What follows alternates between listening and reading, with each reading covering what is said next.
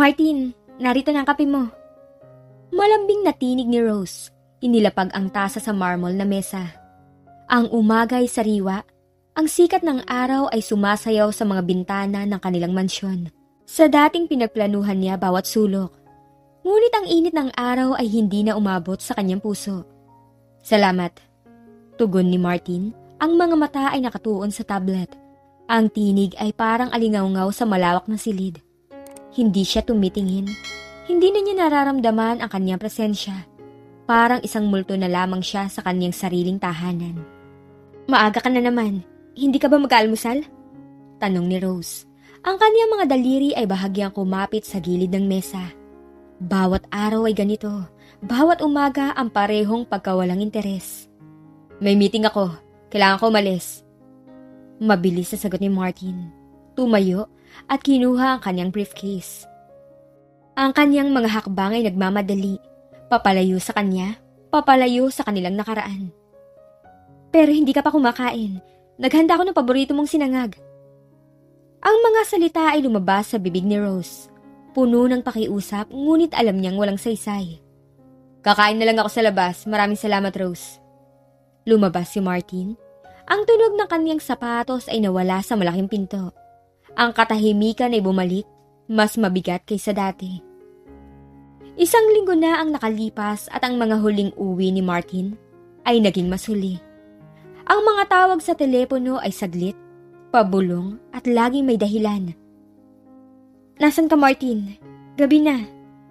Ang tinig ni Rose ay puno ng pag-aalala habang hawak ang telepono. Nakatingin sa nagdidilim na kalangitan. Nasa opisina pa, may emergency meeting. Huwag mo akong hintayin, Rose. Matulog ka na. Ang boses ni Martin ay hindi niya maintindihan. May bahid ng pagmamadali o pagtatago. Pero, hindi pa niya natatapos ang salita, pinutol na ang linya. Ang tunog ng tut-tut ay mas masakit kaysa anumang sigaw. Kinabukasan umuwi si Martin ng madaling araw. Amoy usok at isang pabango na hindi niya ginagamit. Habang natutulog si Martin, dahan-dahang lumapit si Rose sa kanyang tabi. Ang kanyang phone ay nakalapag sa bedside table. Isang kislap ng screen ang umagaw sa kanyang atensyon. Ang kanyang puso ay kumakabog ng mabilis, parang tambol sa gyera. See you soon, my love. Ang mga salita ay sumayaw sa screen. Nagpapakita ng isang pangalan na hindi niya kakilala. Si Lena. Isang malamig na agos ang dumaloy sa kanyang buong katawan. Hindi siya sumigaw, hindi siya umiyak. Ang kanyang mga mata ay nanatiling tuyo. Ngunit sa loob niya, isang bagyo ang nagbabadya. Ang pagdududa ay naging katiyakan. Ang kanyang mundo ay gumuho. Ngunit hindi niya hahayaang magwagi ang kabit ng walang laban. Kinabukasan, umalis si Rose sa bahay. Nagmamaneho ng walang patutunguhan. Ang kanyang isip ay nagtatrabaho. Bawat piraso ng impormasyon ay pinagsasama. Ang mga huling uwi, ang mga pabulong na tawag, ang mga matang umiiwas at ngayon, si Lena. Dr. Reyes, kailangan ko ang tulong mo.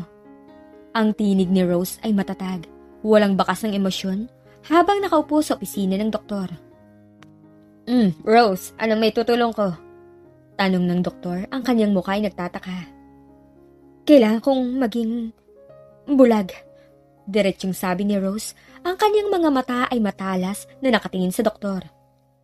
Isang aksidente. Hindi malala ang pinsala sa sakyan. Pero ako ay mawawala ng paningin.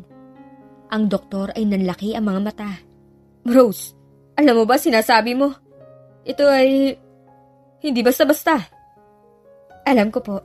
At alam ko may presyo to. Sabihin mo lang ang halaga, Doc. At kailangan ko ng perpektong pagganap.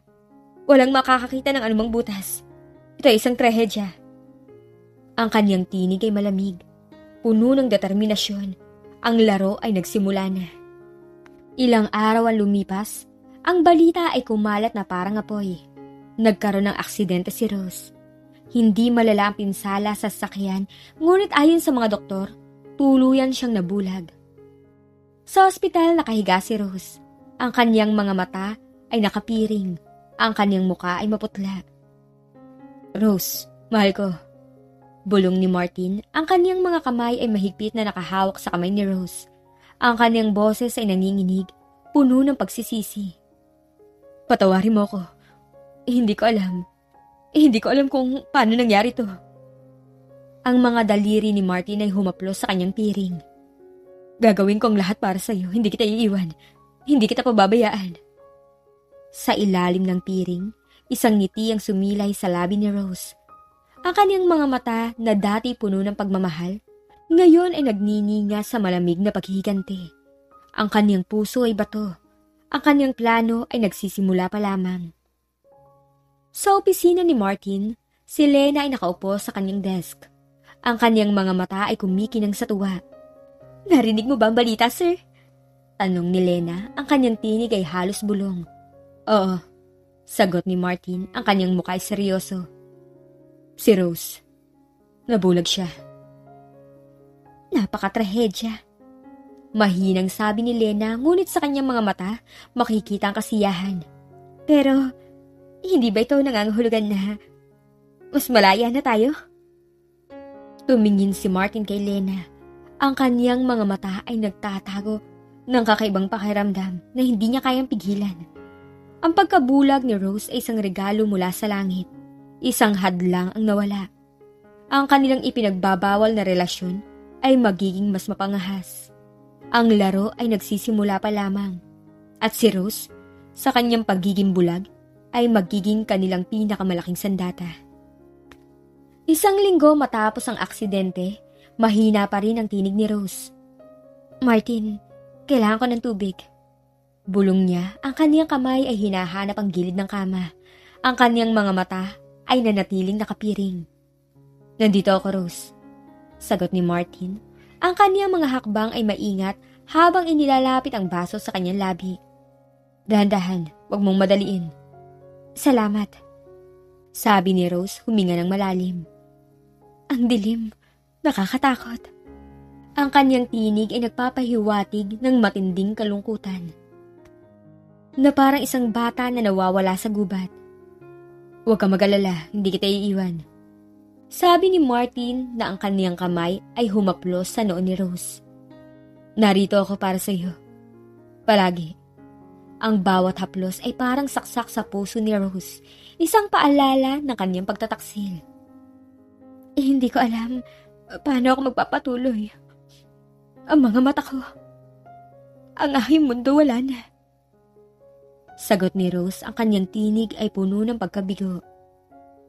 Makakahanap tayo ng paraan. Magiging maayos ang lahat. Ang kanyang tinig ay puno ng panghihikayat. Sana nga. Pakiramdam ko, isa lang akong pabigat. Buntong hininga ni Rose. Huwag mong sabihin yan. Mahal kita, Rose. Gagawin ko ang lahat para sa iyo. Ang kanyang tinig ay puno ng pagtutol. Talaga? Tanong ni Rose, puno ng pag-asa. Ngunit sa loob niya, alam niyang isa itong kasinungalingan. Kahit nabulag ako? Lalo na ngayon, mas kailangan mo ako ngayon. Sabi ni Martin, ang kanyang tinig ay malalim. Salamat, Martin. Hinawakan niya ang kamay ni Martin, mahigpit. Ang kanyang mga labi ay bahagyang ngumiti. Isang ngiti na hindi nakikita sa kanyang mga mata. Gusto kong maging malakas, pero mahirap. Alam ko, pero nandito ako, hindi ka nag-iisa. Kailangan ko ng tulong sa bahay. Hindi ko na kayang gawin ang lahat. May isip ka ba? Oh, meron akong kakilala. Sabi ni Martin, ang kanyang tinig ay mabilis. Si Aling Nena, matagal na siyang nagtatrabaho sa amin. Mapagkakatiwalaan siya. Mabuti. Ang kanyang tinig ay humina. Salamat, Martin. Palagi ka nandiyan para sa akin. Sa sumunod na araw, dumating si Aling Nena. Magandang umaga po, Ma'am Rose. Ang kanyang tinig ay magalang. Ako po si Nena. Dito na po ako tutulong sa inyo. Salamat, Aling Nena. Hindi ko alam kung paano ako magpapasalamat sa iyo. Kailangan ko talaga ng tulong. Walang anuman po, Ma'am. Kahit ano po, sabihin niyo lang, nandito po ako. Kailangan ko ng tulong sa pag-ayos sa mga gamit. Hindi ko na makita ang mga label. At kailangan ko malaman kung ano nasa bawat kahon. Ang kanyang mga kamay ay gumalaw, parang naghahanap ng kung ano. Sige po ma'am, simulan po natin sa kusina. Ano po ang gusto niyong unahin? Resibo po. Ang mga resibo, kailangan ko ayusin ang lahat ng resibo. Mahalaga ang bawat detalye. Resibo po? Bakit po? Sabi ni Aling Nena na nagtataka. Kailangan ko malaman kung saan napupunta ang pera. Ang kanyang tinig ay seryoso. Hindi ko na nakikita ang mga gastos. Kailangan ko maging maingat. Sige po ma'am. Ipaliwanag niyo lang po sa akin kung paano niyo gustong ayusin. Kukunin ko po lahat ng resibo. Salamat Aling Nena. Ikaw ang aking mga mata ngayon. Ang kanyang tinig ay puno ng tiwala. Sa mga sumunod na araw, naging anino si Rose sa kanyang sariling tahanan. Bawat galaw ni Martin ay kanyang nararamdaman. Bawat tunog, kanyang naririnig. Martin, alis ka na naman? Sabi ni Rose, ang kanyang tinig ay malungkot habang nakaupo sa sofa. Ang kanyang mga kamay ay nakahawak sa isang libro ng Braille. Oh Rose, may importante akong meeting. Babalik ako kaagad. Nagmamadaling sabi ni Martin. Sige, mag-iingat ka. Habang papalabas si Martin, dahan-dahang gumalaw si Rose. Ang kanyang mga daliri ay humaplos sa ilalim ng sofa, kung saan nakatago ang isang maliit na device. Isang recorder. Ang kanyang mga tainga ay naging kanyang mga mata, nakikinig sa bawat tunog. Aling Nena, pakikuha mo nga mga papel sa kotse ni Martin. Nakalimutan niya siguro. At pakicheck din kung may amoy ng pabango na hindi ko ginagamit. Sige po ma'am, sandali lang po. Pagbalik ni Aling Nena ay puno ng pag-asa ang tinig ni Rose. May nakita ka ba? May mga resibo po ma'am at may amoy po ng pabango, hindi po sa inyo. Ibigay mo sa akin ang mga resibo at ilista mo ang bawat amoy na hindi ko ginagamit. Bawat detalye Aling Nena. Sige po ma'am. Sabi ni Aling Nena, ang kanyang mukha ay nagtataka. Sa mga sumunod na linggo, naging mas mapangahas si Martin. Ang kanyang mga tawag ay mas madalas, ang kanyang mga gabi ay mas mahaba. Martin, gabi na. Puno ng pag-aalalang sabi ni Rose habang nakaupo sa dilim. Ang kanyang mga tainga ay nakatutok sa hidden device sa kanyang bedside table. Nasaan ka? Nasa opisina pa rin, Rose. May tinatapos lang akong papel. Pabulong na sabi ni Martin, halos hindi marinig. Pero, may naririnig akong isang boses. Wala Rose, guni-guni mo lang yan.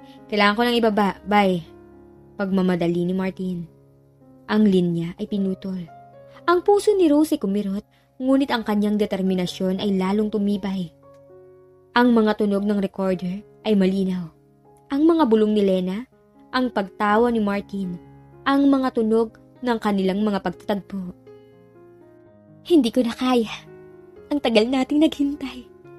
Sabi ni Lena, ang kanyang tinig ay puno ng pagnanasa. Shh! Baka may makarinig. Wala si Rose. Bulag siya, diba? Hindi niya tayo makikita. Sabi ni Lena. Ang bawat salita ay parang saksak sa puso ni Rose. Ang kanyang mga kamay ay mahigpit na nakakuyom. Ang kanyang mga mata sa ilalim ng piring ay nanlilisik. Ang mga tunog ay naging mas malakas, mas matindi. Ang mga ungol ni Lena, ang mga bulong ni Martin, ang mga tunog ng kanilang mga katawan na nagtatagpo. Ang lahat ng to ay malinaw sa recorder. Ang kanyang hininga ay bumilis. Ang kanyang mga pisngi ay namula sa galit. Ang bawat tunog ay nagpapakulo sa dugo ni Rose. Ang kanyang katawan ay nanginginig, hindi sa takot kundi sa galit. Ang kanyang plano ay mas lalong tumitibay. Ikaw na ang gusto ko. Ikaw lang, sabi ni Lena. Ang mga tunog ay nagpatuloy. Mas matindi, mas marahas. Ang mga hiyawan ni Lena, ang mga bulong ni Martin. Ang mga tunog ay nagpapakita ng kanilang kalaswaan. Ang kanyang kamay ay mahigpit na nakakuyom. Ang kanyang mga kuko bumaon sa kanyang palad. Ang tunog ng kanilang pagtatapos ay parang bomba sa tainga ni Rose. Ang katahimikan ay bumalik, ngunit ang kanyang isip puno pa rin ng mga tunog na kanyang narinig. Ang kanyang mga mata sa ilalim ng piring ay nanlilisik. Kailangan mong iwanan si Rose. Matatag na sabi ni Lena. Hindi na siya mahalaga. Ako na ang kailangan mo. Alam ko, pero mahirap. Bakit? Bulag siya. Hindi na siya magagamit. Ako magbibigay sa'yo ng lahat. Ang kapangyarihan, ang kaligayahan. Pero may obligasyon ako. Ang kanyang tinig ay humina. Obligasyon? Ano bang obligasyon mo sa isang bulag? Ako ang kinabukasan mo, Martin. Ako ang magdadala sa'yo sa itaas. Ang mga salita ni Lena ay parang langis sa apoy. Ang galit ni Rose lalong tumindi. Ang kanyang plano ay mas lalong nagiging malinaw. Sige, pag-iisipan ko. Pero kailangan nating maging maingat. Hindi na natin kailangan maging maingat. Si Rose bulag. Hindi niya tayo makikita. Hindi niya tayo maririnig. Sabi ni Lena, ang kanyang tinig ay puno ng paghamon. Ang mga salita ay nagpatindi sa galit ni Rose. Ang kanyang mga mata ay nanlilisik sa ilalim ng tiring. Ang kanyang katawan ay nanginginig sa galit. Isang gabi, habang nagdaraos ang isang high-profile business event si Martin, kasama si Rose na nakapiring at nakasabit sa kanyang braso. Rose, kailangan natin magpakita. Sabi ni Martin, ang kanyang tinig ay pilit na masaya. Kailangan nilang makita na maayos ka. Sige, pero kailangan mo akong gabayan ha. Hindi ako makakakita. Oo, mahal ko. Hawakan mo ang braso ko, huwag kang bibitaw. Habang naglalakad sila sa red carpet, nararamdaman ni Rose ang bawat tingin, bawat bulong. Ang kanyang mga tainga ay nakikinig sa bawat tunog. Isang boses ang narinig ni Rose. Ang ganda pa naman niya, ngayon bulag na. Pero tingnan mo si Martin. Isa pang boses. Ang buti niyang asawa, hindi niya iniiwan. Ang bawat salita ay parang kutsilyo sa puso ni Rose. Ang kanyang mga labi ay nanatiling nakangiti, ngunit ang kanyang kalooban ay puno ng pait. Biglang, naramdaman ni Rose ang pagtigil ni Martin, ang kanyang hininga ay bumilis. Martin, anong nangyayari? Si Rose, ang kanyang tinig ay nagtanong. Wala, Rose. Ang kanyang tinig ay nagmamadali. May nakita lang ako. Ngunit narinig ni Rose ang tunog ng isang kamera. Ang mga bulong ng mga tao, ang kanyang mga tainga ay nakatutok. Nandiyan si Lena. Isang boses ang narinig niya. Ang ganda niya at ang suot niya parang wedding gown. Ang kanyang puso ay kumalabog ng mabilis. Ang kanyang mga kamay ay mahigpit na nakakuyom. Ang kanyang mga mata sa ilalim ng piring, nanlilisik pa rin. Si Lena, ang kabit, nakasuot ng isang damit na halos pareho sa kanyang wedding gown. Martin, kailangan nating umalis. Hindi maganda pakiramdam ko. Sige Rose, hayaan mo akong gabayan ka. Habang papalayo sila, narinig ni Rose ang tawa ni Lena. Ang kanyang tinig ay puno ng paghamon. Alam niyang oras na. Ang kanyang huling chess move ay inihanda na. Ang bitag ay unti-unti nang sinasara. Ang kanyang paghihiganti ay magiging matamis. Ang silid kainan ay nagliliwanag sa malambot na ilaw ng mga kandila. Ang hapag ay puno ng mga paboritong pagkain ni Martin. Ang bawat isa ay maingat na inihanda ni Rose. Nakaupo si Rose sa dulo ng mesa. Ang kanyang mga mata ay nanatiling nakapiring. Ang kanyang mukha ay kalmado, halos walang emosyon. Ang kanyang mga kamay ay mahinahon na nakapatong sa kanyang kandungan. Ang hangin ay tila nagpipigil ng hininga. Rose, mahal ko, nandito na ako. Happy anniversary. Ang kaniyang mga mata ay umiiwas, hindi makatingin ng diretsyo sa nakapiring na Rose. Martin, nandito ka na. Akala ko hindi ka darating. Ang kaniyang mga labi ay bahagyang ngumiti. Paano ko naman makakalimutan ang araw na to? Lumapit to sa kanya, ang kaniyang mga kamay ay humaplos sa kanyang pisngi. Ikaw ang aking buhay, Rose. Patawarin mo ako sa lahat. Sana, bumalik na ang paningin mo. Gagawin ko ang lahat para sa iyo. Ang kanyang boses ay tila may bahid ng sinseridad o marahil ay guilt. Salamat, Martin. Ang presence lang ang kailangan ko. Ang iyong pagmamahal. Ang kanyang mga daliri ay humaplos sa kanyang kamay, mahigpit. Halika, umupo ka na. Naghanda ako ng hapunan para sa atin. Paborito mo lahat. Umupo si Martin sa tapat niya. Ang kanyang mga mata ay nakatuon sa kanyang nakapiring na mukha. Ang katahimikan ay bumalot sa kanila. Tanging ang tunog ng kanilang paghinga ang maririnig. Ang ganda ng mga rosas. Naamoy ko ang bango nila. Salamat, Martin. Walang anuman, mahal ko. Ang mahalaga, ang kaligayahan mo. Mahinang sabi ni Martin. Masaya ako, Martin. Masaya ako na kasama kita sa ating anibersaryo. Kahit na ganito na ako. Ang kanyang tinig ay puno ng kaligayahan, ngunit ang kanyang mga mata sa ilalim ng piring ay nanatiling malamig. Huwag mong sabihin yan, Rose. Ikaw pa rin ang aking Rose. Ang pinakamamahal ko. Biglang isang tunog ang narinig nila. Ang pagbukas ng pinto, ang tunog ng mga takong na nagmamadali sa marmol na sahig. Martin, nandito na ako, mahal! Ang huni ni Lena. Ang kanyang tinig ay puno ng pananabik habang pumapasok siya sa silid. Suot ang isang napakagandang cocktail dress at may dalang bote ng mamahaling alak. Ang kanyang mga mata ay kumikinang, nakatuon kay Martin. Nagulantang si Martin. Nanlaki ang kanyang mga mata. Ang kanyang mukha ay namutla. Parang nakakita ng multo. Ang bote ng alak sa kamay ni Lena ay bahagyang kumalabog. Lena, anong ginagawa mo rito? Bulong ni Martin, ang kanyang tinig ay halos hindi marinig. Puno ng matinding pagkagulat at takot. Ang kanyang mga mata ay nagmamadaling lumipat mula kay Lena patungo kay Rose, na nananatiling kalmado, nakatiring. Anong ginagawa ko rito? Sabi ni Lena, ang kanyang tinig ay puno ng pagkalito at pagkatapos ay galit. Nasaan ang kasama mong babae? Sabi mo nag-iisa ka lang. At naghihintay sa akin. Nagpadala ka ng text. Dahan-dahan, ang kamay ni Rose ay umakyat sa kanyang muka. Ang kanyang mga daliri ay humaplos sa gilid ng piring. Ang katahimikan ay bumalot sa silid, mas mabigat kaysa dati. Ang tanging tunog ay ang mabilis sa paghinga ni Martin at Lena. Surprise, Martin. Malamig na sabi ni Rose, dahan-dahang tinanggal ang kanyang piring. Ang kanyang mga mata, malinaw at matalim. Diretsyong tumingin kay Martin, ang kanyang tingin ay matalim, puno ng galit at paghihiganti. Pagkatapos ay lumipat ang kanyang tingin kay Lena. Ang kanyang mga mata ay nanlilisik. Hindi mo inakala, di ba? Akala mo bulag ako? Akala mo hindi ko nakita ang bawat pagkakanulo mo? Si Martin ay tuluyang napaupo. Ang kanyang mukha ay putlang-putla, hindi makapagsalita.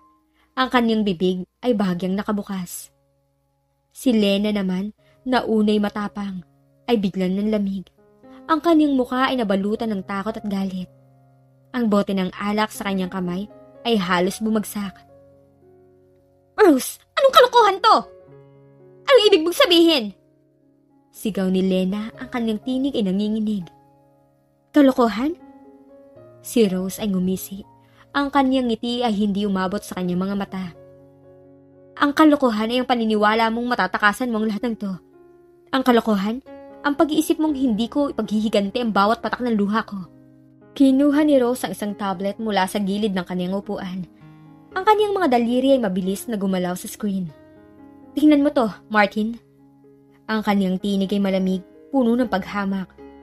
Ang mga video at audio recording. Ang mga nakatagong kamera sa opisina mo, sa kotse mo, sa hotel. Ipinakita niya ang screen. Lumabas ang isang video. Si Martin at Lena naghahalikan sa opisina. Ang kanilang mga kamay ay gumagapang sa katawan ng isa't isa. Ang kanilang mga labi ay nagtatama, puno ng pagnanasa. Ang ilaw ng tablet ay nagbigay ng sapat na liwanag upang makita ang bawat detalye. Martin, ano yan? Paano?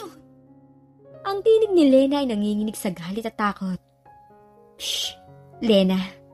Ang kanyang tinig ay puno ng pagtawa, ngunit ang kanyang mga mata ay nanatiling matalim.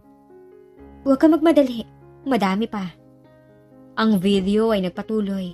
Ang kanilang mga pagtatagpo sa hotel, ang mga bulong ng pagmamahalan, ang mga tunog ay nagsimulang lumabas mula sa speaker ng tablet. Ang mga bulong ni Lena, ang pagtawa ni Martin, ang mga ungol ng pagnanasa. Narinig ko ang bawat bulong ng pagnanasa, Martin. Ang bawat ungol ng kalasuan na ibinigay mo sa kanya. Ang bawat pangako na ibinigay mo sa kanya na dati akin lang.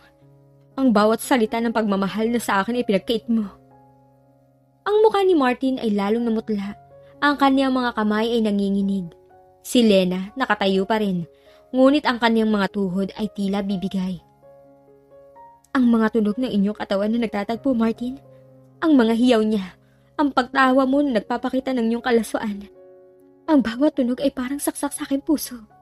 Ang bawat ingay, nagpapatindi sa aking galit. Hindi ako bulag, Martin. Matatag na sabi ni Rose, puno ng kapangyarihan. Bulag ka. Bulag ka sa katotohanan ang taong pinakamamahal mo. Dahan-dahan mo pinapatay. At bulag ka sa katotohanan ang babaeng pinagkakatiwalaan mo isang ahas.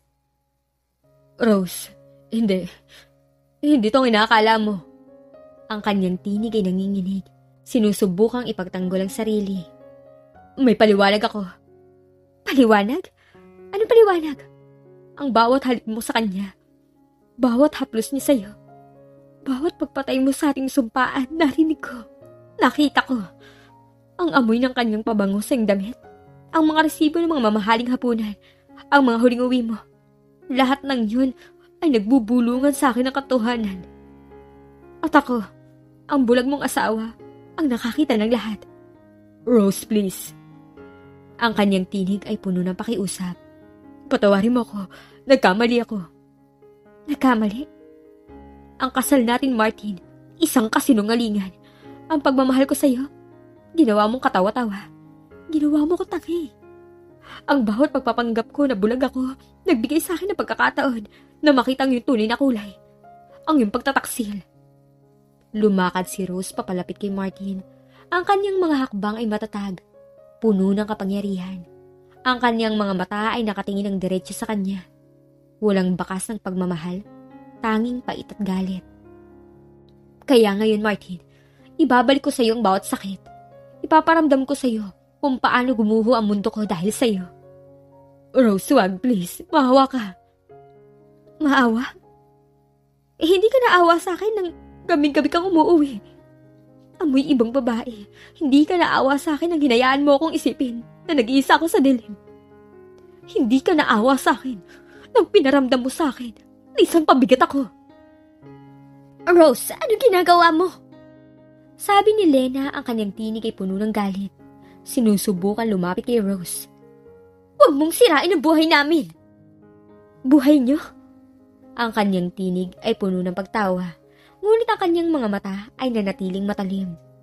Ang buhay na binuo mo? Sa aking pagdurusa? Hindi. Ikaw sumira sa buhay ko, Lena. Ngayon, oras na para bayaran mo ang bawat kasalanan mo. Biglang ang pinto ay bumukas. Pumasok ang dalawang pulis. Ang kanilang mga mata ay nagtataka sa eksena sa loob. Magandang gabi po, ma'am. May report po kami ng insidente ng pagnanakaw. Pagnanakaw? Nagtatakang tanong ni Martin. Anong pagnanakaw? Ang pagnanakaw ng tiwala ko, Martin. Ang pagnanakaw ng aking pagmamahal. Ang pagnanakaw ng aking dignidad. At ang pagnanakaw ng aking asawa.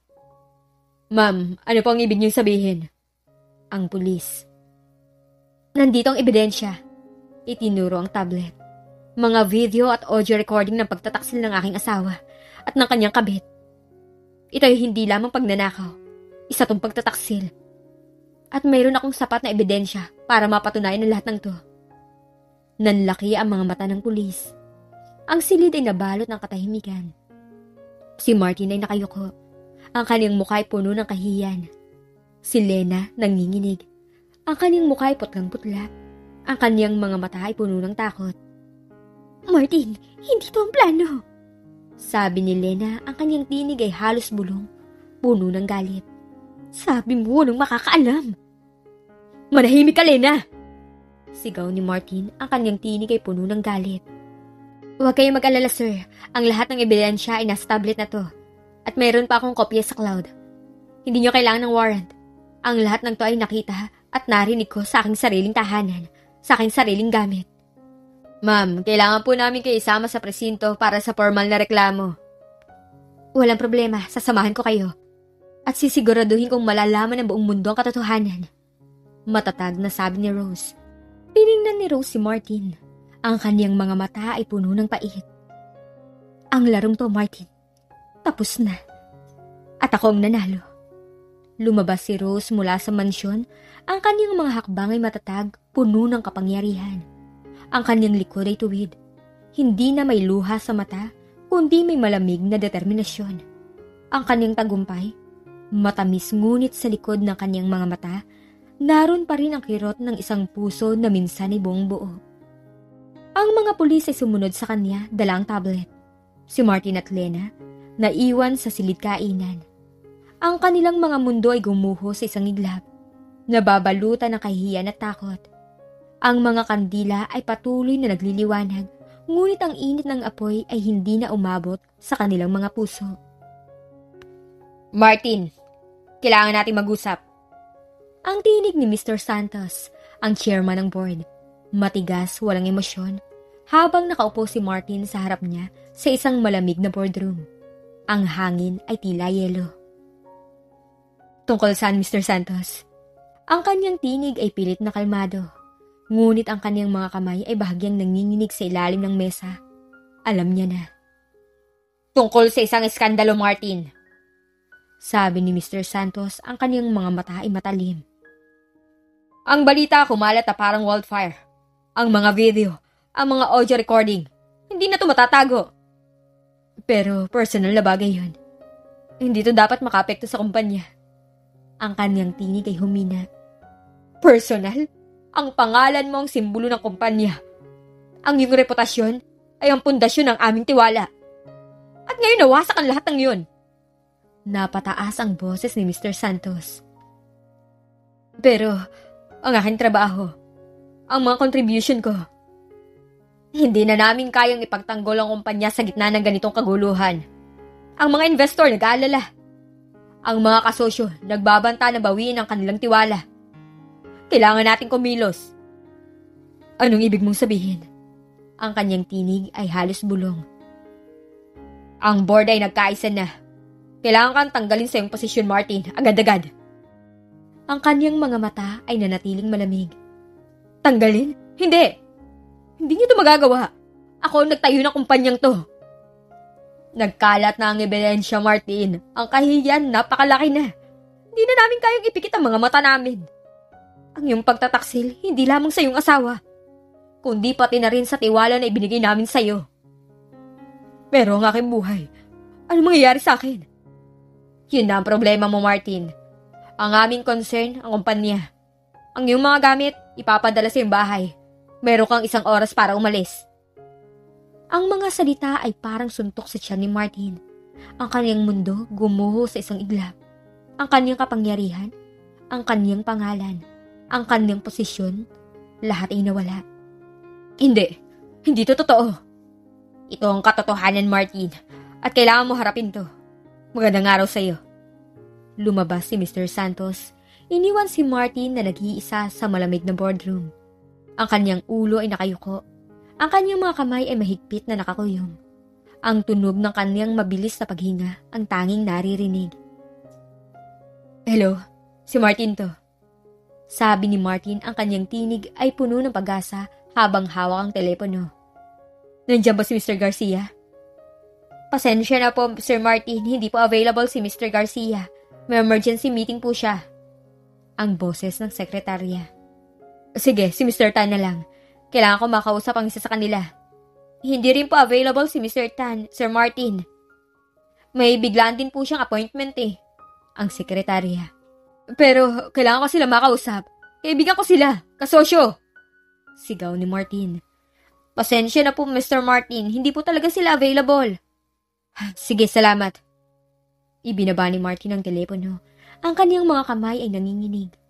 Ang kaniyang mga kaibigan, ang kaniyang mga kasosyo ay biglang naglaho.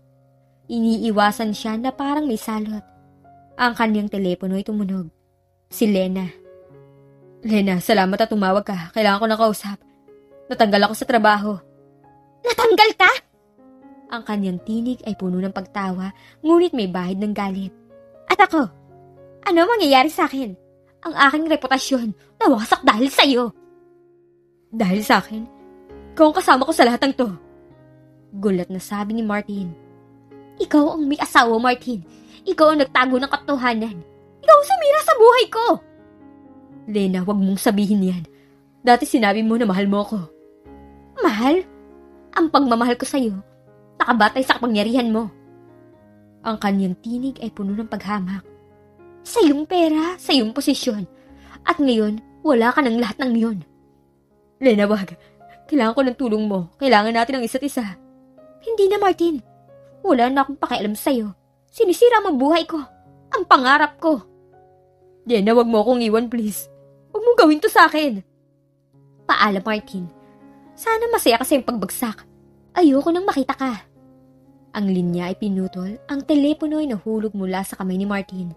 Kumalabog sa sahig. Ang kanyang mga mata ay nanatiling nakatingin sa kawalan. Ang kanyang hininga ay bumilis. Ang kanyang mundo, tuluyang gumuho. Rose, please. Ang kanyang tinig ay puno ng pakiusap habang nagre-record ng voice message. Patawarin mo ko. Alam ko nagkamali ako. Alam kong nasaktan kita pero kailangan kita ngayon. Wala na ako, lahat ay nawala. Ang trabaho ko. Ang mga kaibigan ko, kahit sila na lahat.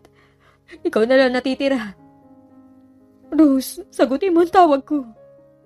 Ang kanyang tinig ay puno ng desperasyon habang paulit-ulit niyang dinadial ang numero ni Rose.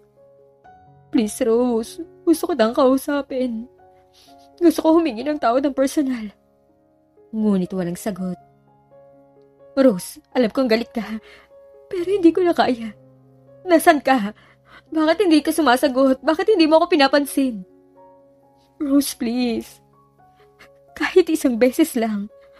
Gusto kong marinig ang boses mo. Gusto kong sabihin sa'yo na nagsisisi ako. Nagsisisi ako sa lahat ng nagawa ko. Ang kanyang tinig ay puno ng pakiusap. Halos umiiyak. Ang tawag, hindi sinasagot. Sinubukan muli maya-maya. Ang kanyang telepono ay nahulog muli kumalabog sa sahig. Ang kanyang mga kamay ay nasa kanyang ulo. Ang kanyang katawan ay nanginginig. Ang kanyang mga mata ay puno ng luha. Wala na. Wala na ako natitira. Wala na. Sir, kailangan niyo na pong umalis. Hindi na po kayo pinapayagang manatili dito. Ang tinig ng security guard. Pero, bahay ko to. Sabi ni Martin, ang kanyang tinig ay puno ng pagtutol. Hindi na po, sir. Ang lahat ng ari-arian ay nailipat na sa pangalan ni Ma'am Rose. May court order na po. Court order? Paano? Ang kanyang tinig ay nagulat. May sapat po siyang ebidensya, sir. At mayroon din po siyang mga abogado. Ang lahat ng to ayon sa batas. Ang kanyang mga tuhod ay bibigay. Napaupo siya sa sahig. Ang kanyang mga mata ay nakatingin sa kawalan. Ang kanyang mansyon. Ang kanyang yaman. Ang kanyang buhay. Lahat ay nawala. Wala na akong pupuntahan. Wala na akong kahit ano. Pero pasensya na po, sir. Pero kailangan niyo na po umalis. Kung hindi po, kailangan ko po kayong palisin ng parasahan. Dahan-dahang tumayo si Martin. Ang kanyang mga hakbang ay mabigat, puno ng pagod. Lumabas siya mula sa mansyon. Ang kanyang dating tahanan na ngayon ay hindi na sa kanya. Ang kanyang likod ay nakayuko. Ang kanyang mga balikat ay bumagsak. Ang dating matikas na negosyante ay naging isang anino lamang ng kanyang sarili. Nababalot ng pagsisisi at matinding kalungkutan. Ang kanyang mga mata ay puno ng pait. Ang kanyang bawat paghinga ay puno ng sakit. Ang kanyang mundo ay naging dilim. Mas madilim kaysa sa dilim na pinagdaanan ni Rose. Wala na akong pupuntahan. Bulong ni Martin sa sarili. Ang kanyang tinig ay halos hindi marinig. Habang naglalakad siya sa mga kalye, ang kanyang mga hakbang ay mabigat, walang patutunguhan. Ang kanyang mga mata ay nakatingin sa kawalan. Ang kanyang isip, puno ng pag-alala. Parang sirang plaka na paulit-ulit na pinapatugtog ang mga nagdaang kasalanan. Paano to nangyari? Tanong niya sa hangin, ang kanyang mga kamay ay mahigpit na nakakuyong. Ang bawat kuko ay bumaon sa kanyang palad. Paano ko nagawa to sa sarili ko? Paano ko nagawa to kay Rose? Rose. Ang kanyang tinig ay puno ng pait. Parang kalawang na bakal na kumakaskas sa kanyang lalamunan. Nasaan ka, Rose? Bakit hindi ka sumasagot? Bakit mo ako iniwan na ganito? Sinisira mo ang buhay ko, Martin! Ang tinig ni Lena ay umalingaw-ngaw sa kanyang isip. Puno ng galit, parang matinis na busina sa gitna ng kanyang pagdurusa. Ikaw ang sumira sa lahat. Ikaw ang dahilan kung bakit ako nawalan ng lahat. Tama siya. Ako ang may kasalanan, ako ang sumira sa lahat. Ako ang halimaw. Bulong ni Martin, ang kanyang ulo ay nakayuko, ang kanyang mga balikat ay bumagsak. Sir, may barya po kayo? Isang tinig ang narinig niya, isang matandang babae, nakaupo sa gilid ng kalsada. Ang kanyang mukha ay puno ng guhit ng kahirapan. Ang kanyang mga mata ay nagpapakita ng pag-asa o marahil ay desperasyon. Tumigil si Martin. Tiningnan niya ang matandang babae. Ang kanyang mga bulsa ay walang laman. Ang kanyang dating makintab na sapatos, puno na ng alikabok. Ang kanyang mamahaling damit, gusot at marumi. Wala akong barya, Lola. Ang kanyang tinig ay mahina, parang bulong ng hangin. Wala na akong kahit ano. Mas mahirap ako sa iyo. Ganun po ba? Pasensya na po. Akala ko po. Ang matandang babae, ang kanyang mga mata ay puno ng pagkalito.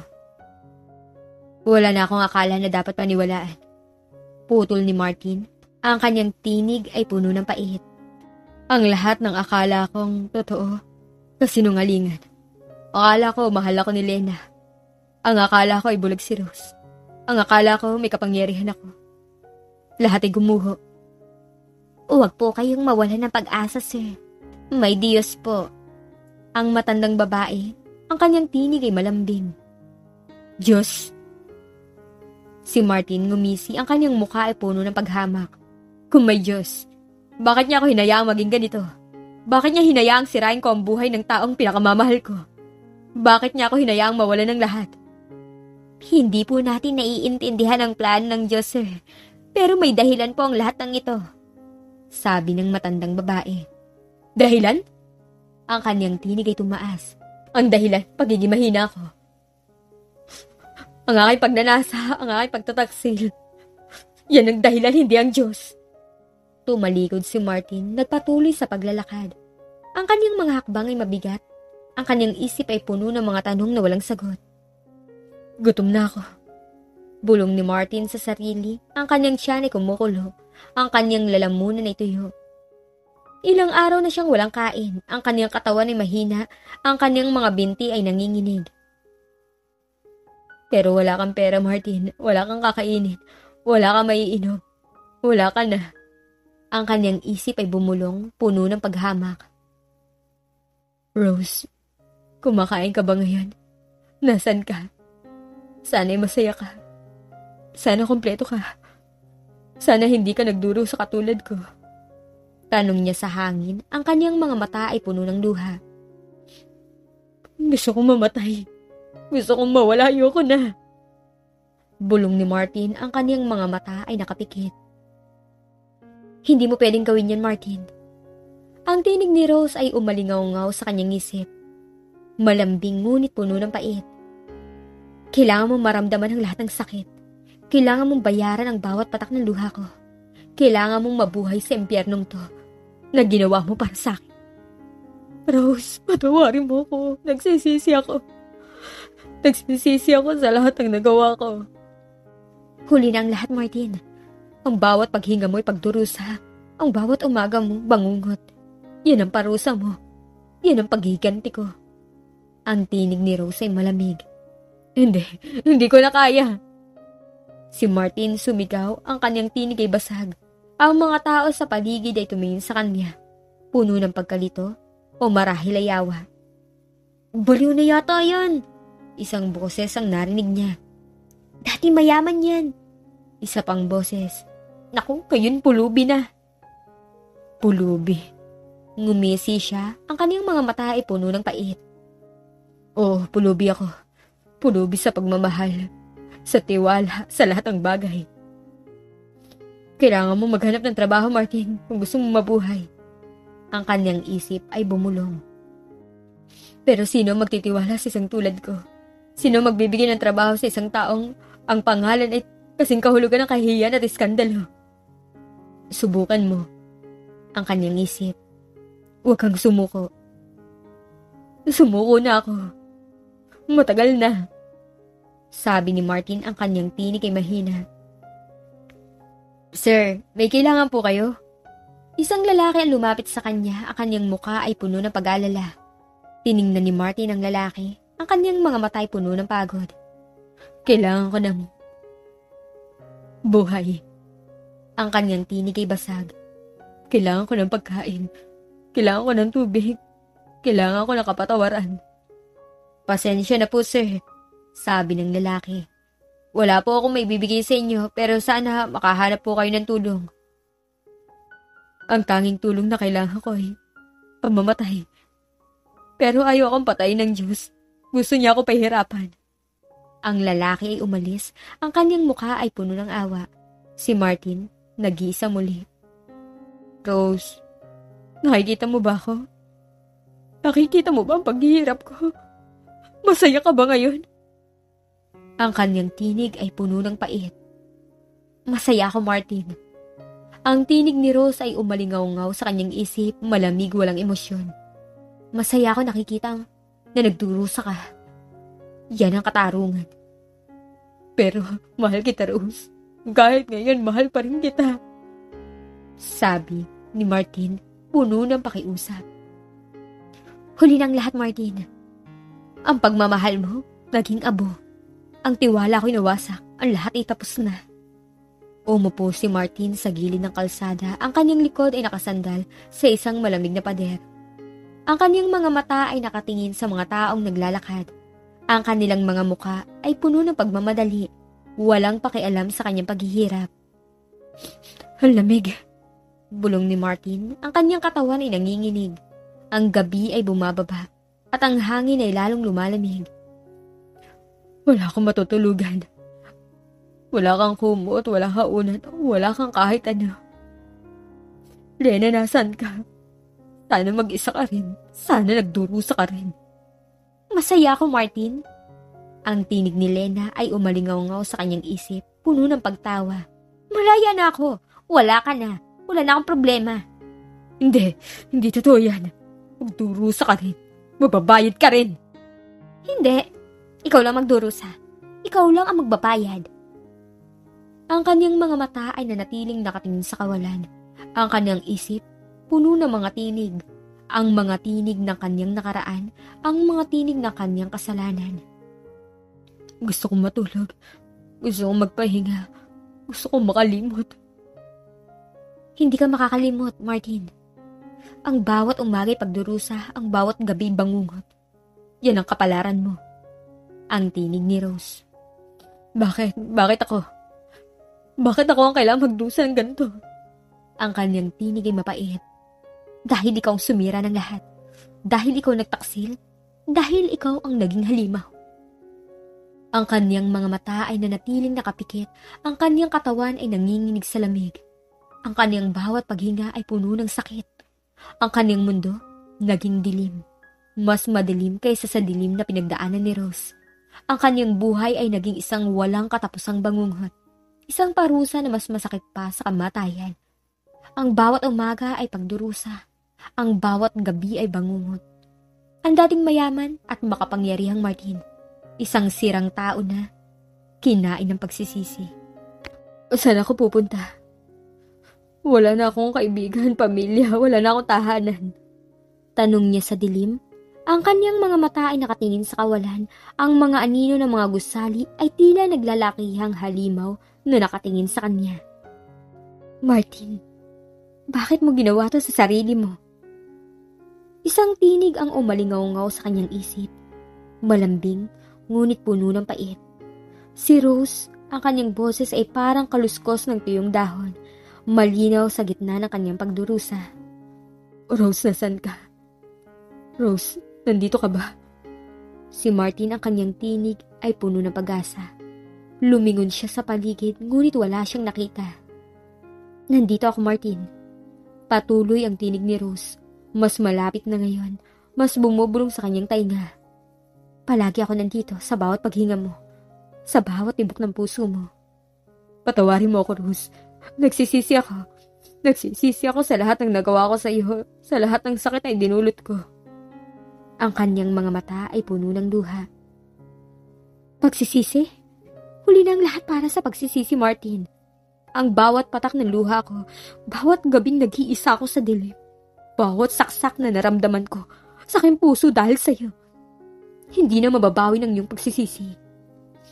Pero nagdurusa ako, Rose. Tingnan mo ko. Wala na ako. Lahat-lahat. Pulubi na ako.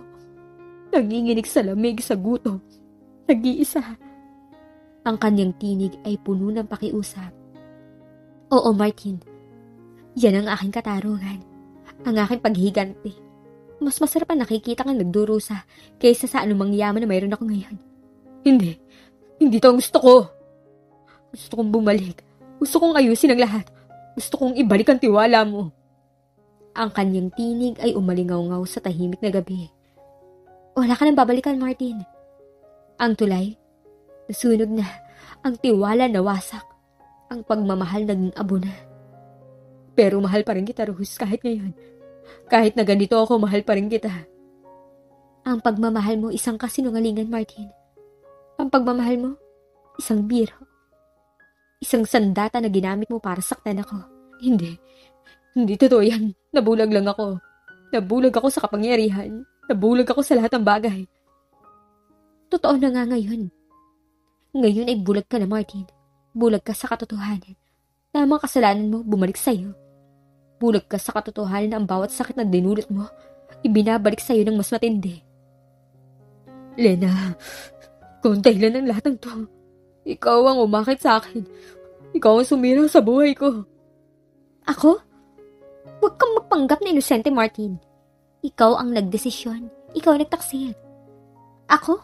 Ako lang ang nagbigay sa gusto mo. Gusto ko? Ang gusto ko ay ang pamilya ko. Ang gusto ko ay ang aking buhay. Ang gusto ko ang aking dangal. At nawala ang lahat ng yan dahil sa'yo, Martin. Hindi dahil sa akin. Ako, malaya na ako. May bago na akong buhay. May bago na akong trabaho. May bago na akong lahat. Ikaw ang naiiwan sa putik. Hindi! Hindi totoo yan. Magdurusa ka rin, magbabayad ka rin. Hindi ka makakatakas sa mga kasalanan mo. Makakatakas ako, Martin. Dahil hindi ako nagtaksil. Ikaw ang nagtaksil. Ikaw ang magbabayad habang buhay. Hindi. Manahimik kayo. Manahimik kayong lahat. Ayoko nang marinig ang mga boses niyo. Ang kanyang mga kamay ay nasa kanyang ulo. Ang kanyang katawan ay nanginginig. Hindi ka makakatakas sa amin, Martin. Kami ang iyong konsensya, kami ang iyong parusa. Kami ang iyong walang katapusang bangungot. Gutom na ako, gusto ko na kumain kahit ano, kahit tira-tira. Bulong ni Martin. Ang kanyang tiyan ay kumukulo. Ang tunog ay malakas sa kanyang tainga. Kumain ka, Martin. Kumain ka ng iyong pagsisisi. Kumain ka ng mga kahihiyan. Mas masarap yan kaysa sa anumang pagkain. Sabi ni Lena, ang kanyang tinig ay mapanukso. Hindi ko na kaya. Gusto ko na matulog. Gusto ko magpahinga. Gusto ko na makalimot. Ang kanyang tinig ay basag. Hindi ka makakatulog na mahimbing, Martin. Ang bawat panaginip mo, puno ng mga mukha namin. Ang bawat gabi mo, puno ng mga tinig namin. Ang bawat umaga mo, puno ng iyong mga kasalanan.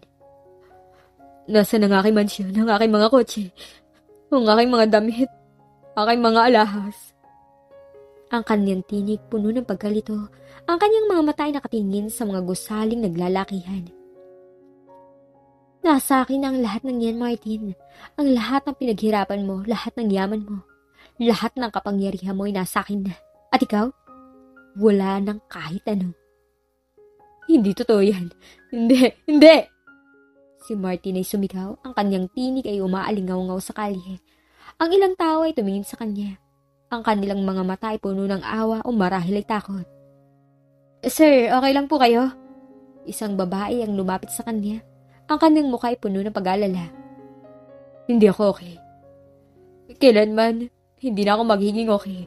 Aking buhay isang impyerno. Kailangan niyo po ng tulong. May mga shelter po para sa mga tulad niyo. Sabi ng babae.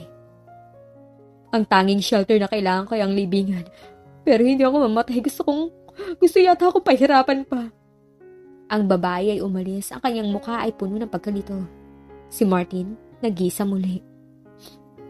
Ang sakit. Ang bawat buto ko ay masakit. Ang bawat maghinga ko ay pagdurusa.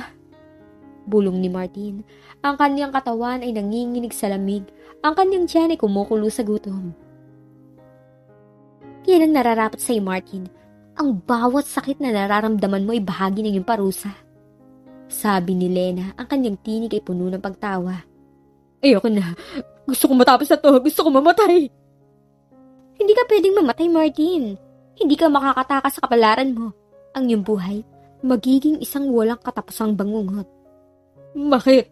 Bakit ako? Bakit ako kaya magdusa ng ganito? Dahil ikaw sumira ng lahat, Martin. Dahil ikaw nagtaksil. Dahil ikaw naging halimaw. At ang mga halimaw, nararapat lang dyan. Hindi ako halimaw. Nagmahal lang ako. Nagmahal lang ako! Malakas na sigaw ni Martin. Ang iyong mga pagkakamali ay nagdulot ng pagkasira ng buhay mo. Ang iyong pagmamahal ay isang kasinungalingan. At ngayon, ikaw ang nagbabayad. Ang kanyang mga mata ay nanatiling nakatingin sa kawalan. Ang kanyang isip ay puno ng mga tinig. Ang mga tinig ng kanyang nakaraan, ang mga tinig ng kanyang mga kasalanan. Ang kanyang katawan ay nanginginig sa lamig. Ang kanyang tiyan ay kumukulo sa gutom. Ang kanyang buhay ay naging isang walang katapusang bangungot. Isang parusa na mas masakit pa sa kamatayan. Ang bawat umaga ay pagdurusa. Ang bawat gabi ay bangungot. Ang dating mayaman at makapangyarihang Martin ay isang sirang tao na, kinain ng pagsisisi. Ang kanyang mga labi ay tuyo. Ang kanyang mga mata ay walang buhay. Ang kanyang huling paghinga ay puno ng pait. Ang kanyang kaluluwa ay nababalutan ng dilim. Siya ay isang anino lamang ng kanyang dating sarili. Isang paalala ng isang buhay na nawasak. Isang pag-ibig na pinagtaksilan at isang paghihiganti na matamis ngunit puno ng pait para sa lahat ng sangkot. Ang kanyang huling bulong ay nawala na sa hangin.